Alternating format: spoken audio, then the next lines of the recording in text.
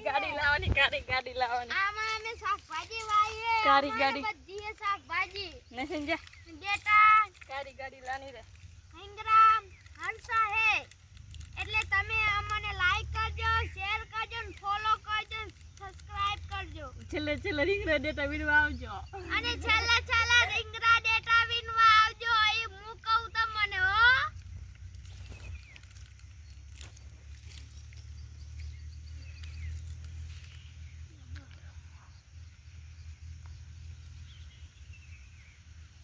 અને હવે આપણે ચાલુ